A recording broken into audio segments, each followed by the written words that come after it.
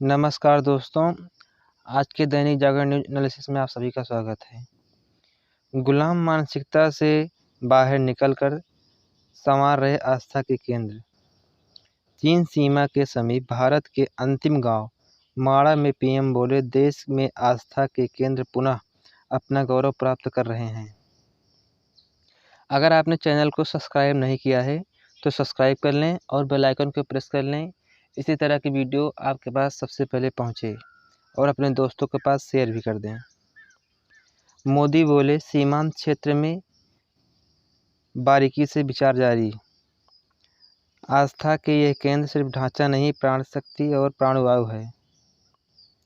यहाँ पे कई योजनाओं का शिलान्यास भी किया, जिसमें 1267 करोड़ की 9.7 किलोमीटर लंबी गौरीकुंड केदारनाथ रोपवे का उद्घाटन की आधारशिला रखी गई। 1163 करोड़ रुपए के हेमकुंड साहिब रोपवे का शिलान्यास किया गया। 1163 करोड़ से हेमकुंड साहिब रोपवे की आधारशिला रखी गई। यहाँ पे 1000 करोड़ रुपए की 2 सड़क परियोजनाओं का भी आधारशिला रखा गया। यहाँ पे सीमा पार से ऑनलाइन कट्टरता के प्रचार को रोकना जरूरी, अमित शाह। सभी मानकों पर खरी उतरी मिसाइल अग्नि प्राइम। 1000 से 2000 किलोमीटर तक इस मिसाइल की मारक क्षमता है। 3000 किलो वजन तक के हथियार भी लगाए जा सकते हैं इस मिसाइल में। एक साथ साध सकती है कई निशाने, दूर से भी किया जा सकता है संचालित। परमाणु आयुध ले जाने में सक्षम स्वदेशी बैलिस्टिक मिसाइल अग्नि प्राइम का सफल परीक्षण किया गया, डीआरडीओ का कहना है। इमरान 5 साल तक सरकारी पद लेने पर रोक। नेशनल असेंबली की सदस्यता रद्द, चुनाव लड़ने पर भी लगा प्रतिबंध। उपहारों की बिक्री मामले में चुनाव आयोग ने भ्रष्टाचार का दोषी ठहराया है इन्हें। ये हैं इंसाफ ए पार्टी प्रमुख इमरान खान, पूर्व प्रधानमंत्री। अब 5 साल तक कोई भी चुनाव नहीं लड़ पाएंगे ये। वहाँ के जो मुख्य चुनाव आयुक्त सिकंदर सुल्तान रजा हैं, उनकी अध्यक्षता में आयोग शुक्रवार को बैठक हुई थी, जिसे सर्वसम्मति से कहा गया है। मामला क्या है इसमें? सत्तारूढ़ गठबंधन के सांसदों ने इसी साल अगस्त में इमरान के खिलाफ चुनाव आयोग में शिकायत दर्ज कराई थी। कहा गया कि सरकारी तोपखाने में इमरान ने विदेशी हस्तियों से मिले उपहार रियायती मूल्य पर खरीदे। इन उपहारों की बिक्री से प्राप्त आय के बारे में उन्होंने कोई जानकारी नहीं दी है, जिसके कारण ये सदस्यता इनकी रद्द की गई है। एफएटीएफ से पाकिस्तान ग्रे लिस्ट से बाहर हुआ। अब इसका पूरा सही से विश्लेषण किया जाएगा आगे चल के। नफरती भाषण पर स्वतः संज्ञान लेकर करें कार्रवाई, सुप्रीम कोर्ट का कहना है। आंख मूंद कर आरबीआई से कर्ज ले रहे कई राज्य, जैसे आंध्र प्रदेश, तेलंगाना, पंजाब, राजस्थान, बार बार ले रहे हैं आरबीआई से पैसा। महंगा कर्ज होने के बावजूद भी आरबीआई की विशेष नगद सुविधा से ले रहे हैं राशि। 2017 के बाद बिहार ने भारतीय रिजर्व बैंक की किसी नकदी प्रबंधन सुविधा का इस्तेमाल नहीं किया है। सड़कों पर बढ़ी वाहनों की भीड़ से हुआ प्रदूषण भी बढ़ रहा है। दिल्ली सरकार 28 से चलाएगी रेड लाइट ऑन गाड़ी ऑफ अभियान, जिससे वायु प्रदूषण में काफ़ी राहत मिलेगी दिल्ली वासियों को। आईआईटी में अकादमी और इंजीनियरिंग ब्लॉक बनने का रास्ता साफ, आईआईटी दिल्ली। एम्स में अब होगी सांसदों के लिए विशेष सुविधा। दीपावली पर रात 10 बजे तक ही चलेंगे मेट्रो। 51,000 दिए से रोशनी से जगमगा उठेगा Connaught place, central park. Noida में बनेगा एक्सप्रेसवे पर elevated road.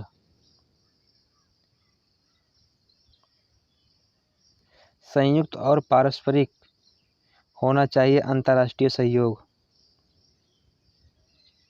Bilkis Bano case में दोषियों को माफ़ी के खिलाफ सुनवाई को सुप्रीम कोर्ट तैयार। कानूनी लड़ाई। National federation of Indian women ने दाखिल की है नई याचिका। कपिल माधवन की जमानत याचिका पर सुप्रीम कोर्ट ने ईडी से मांगा जवाब। स्कूली पाठ्यक्रम में दिखेगा विवेकानंद, टैगोर और महात्मा गांधी की सोच। मेडिकल पीजी शैक्षणिक कैलेंडर को सुप्रीम कोर्ट से मिली मंजूरी। गूगल से मांगा वित्तीय डाटा, इसके बाद जुर्माना पर होगा फैसला। सीसीआई।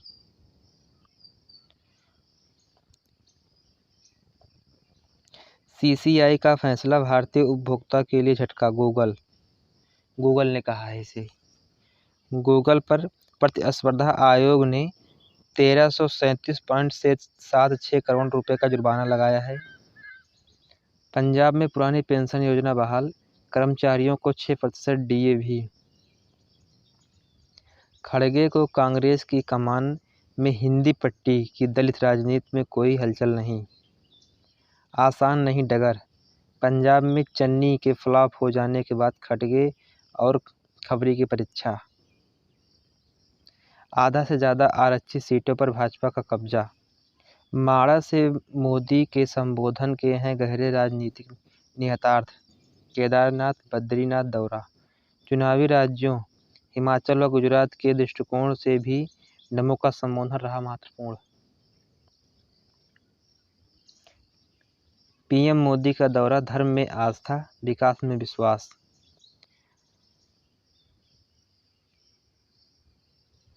अखबार सूचना के सबसे भरोसेमंद स्रोत।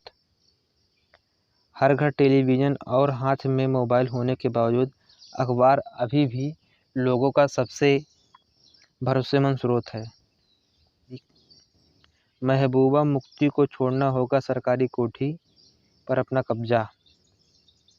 प्लेटलेट्स की जगह जूस चढ़ाने के मामले में 10 गिरफ्तार। डेंगू पीड़ित की मौत के बाद प्लेटलेट्स खून की दलाली में 10 गिरफ्तार। राज्य मानवाधिकार आयोग ने भी पुलिस और प्रशासन से मांगी रिपोर्ट। योजनाओं को धरातल पर उतारने की बनाई रणनीति। प्रश्न पत्र में आर्यों भगवान बुद्ध व महावीर स्वामी पर आपत्तिजनक टिप्पणी।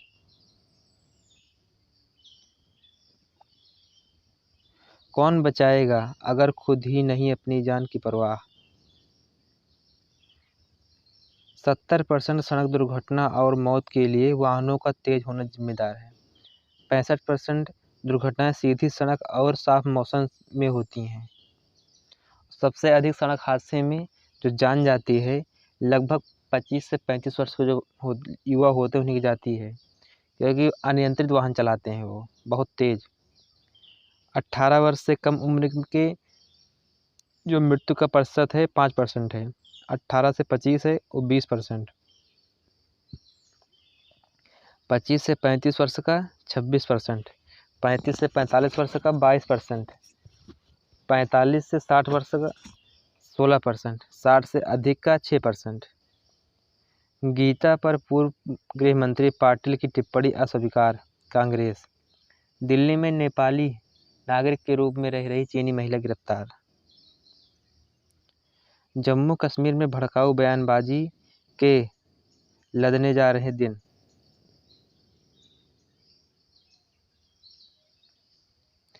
अरुणाचल में सेना के हेलीकॉप्टर क्रैश, दुर्घटनाग्रस्त 4 जवानों की मौत।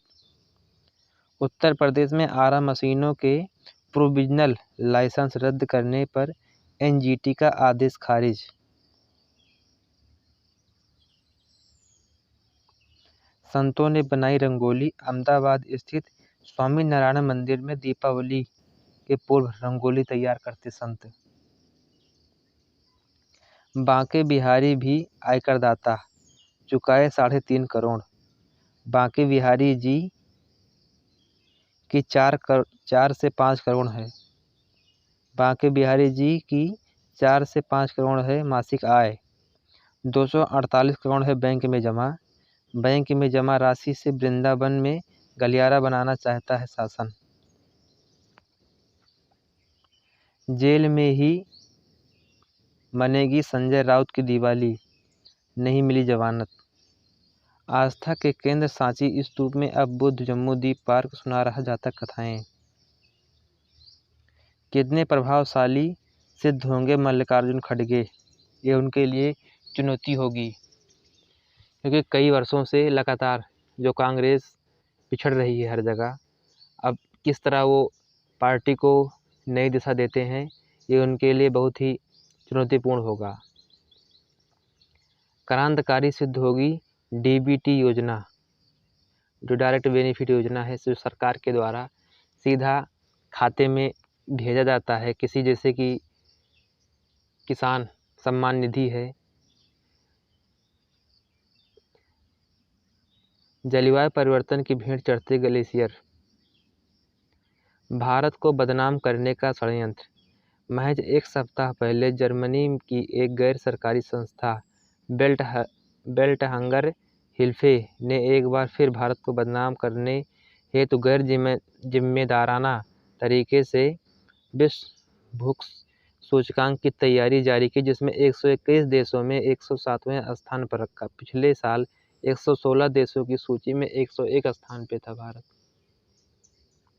जहां भारत लगभग कई देशों को अन्न सप्लाई कर रहा है, जैसे श्रीलंका, अफ़गानिस्तान, यूएई, वहाँ पे भुखमरी के इतने ज़्यादा केस आ रहे हैं, उसके बाद भी वो सबसे ऊपर हैं। और जहाँ भारत के पास सब कुछ सक्षम रहते हुए भी सबसे नीचे है, वैसे भी सोचने योग्य बात है। भारत विरोधी सभी सूचकांक आ रहे हैं और दीपावली से पहले शेयर बाजार ने लगाया सिक्सर। सोना ने एक वर्ष में सिर्फ 4% का रिटर्न दिया है। नवरात्र में मिले संकेत से धनतेरस और दिवाली पर बाजार का बढ़ा उल्लास। 57% अधिक वाहनों की खुदरा बिक्री में 2021 की तुलना में होगी। नवरात्र में वाहन में वृद्धि 2 पहिया 52%, तिपहिया 115%, वाणिज्यिक वाहन 45%, यात्री वाहन 70%, ट्रैक्टर 58%। बीते वर्ष की तुलना में आंकड़े फंडा के अनुसार हैं। राष्ट्रीय आदिवासी नृत्य महोत्सव में विदेशी कलाकार भी होंगे शामिल। रायपुर छत्तीसगढ़ में होने वाला है। यूक्रेन के राष्ट्रपति जेलेंस्की का आग्रह, रूस को बांध तोड़ने से रोके दुनिया। कहा अगर बांध टूट गया तो यूक्रेन भीषण तबाही होगी। रूस ने कहा यूक्रेन कर रहा है दुष्प्रचार। व्लादिमीर पुतिन ने कहा है कुछ घंटों में ही जाएंगी जाने। 30 सबसे अधिक आबादी वाले शहर होंगे निशाने पर। 5 से 10 परमाणु हथियार गिराए जाएंगे प्रत्येक शहर पर। 3.4 करोड़ लोग मारे जाएंगे 5 घंटों के अंदर। 26 लाख के आर पार पहुंच जाएगी 3 घंटे में के भीतर हताहतों की संख्या। 8.53 करोड़ तक पहुंच जाएगी 5 घंटों में घायलों की संख्या। 90% हिस्सेदारी अमेरिका रूस के विश्व में कुल परमाणु हथियारों में है। आंकड़े में परमाणु हमले के अन्य प्रभावों के कारण होने वाली मौत शामिल नहीं किया गया है इसमें।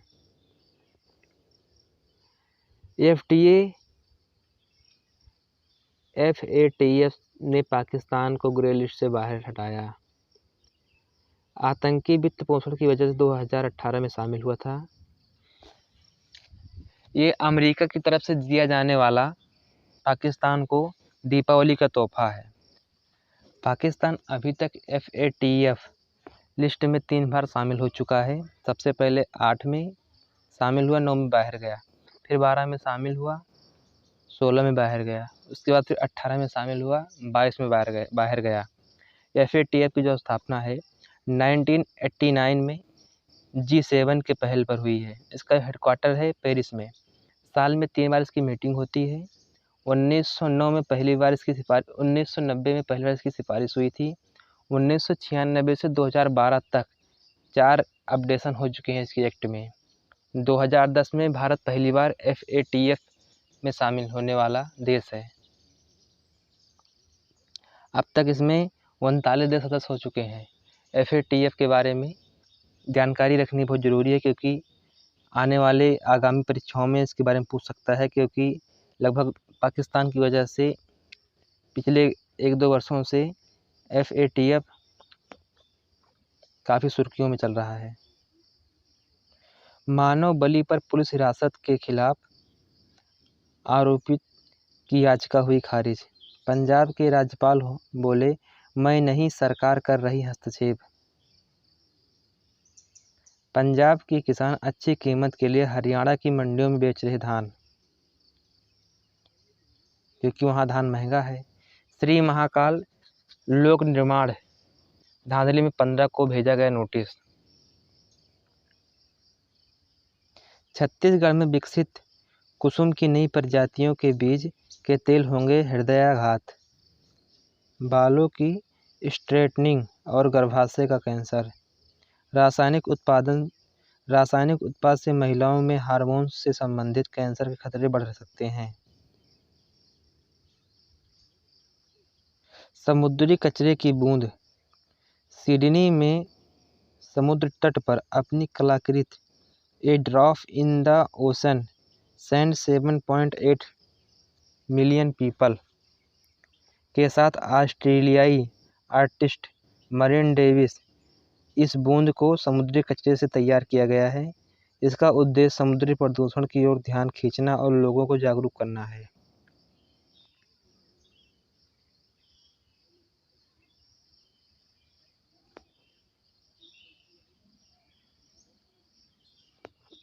अगर आपको सेक्शन पसंद आया हो तो इसे आप लाइक कीजिए, सब्सक्राइब कीजिए और दोस्तों में शेयर कीजिए। धन्यवाद।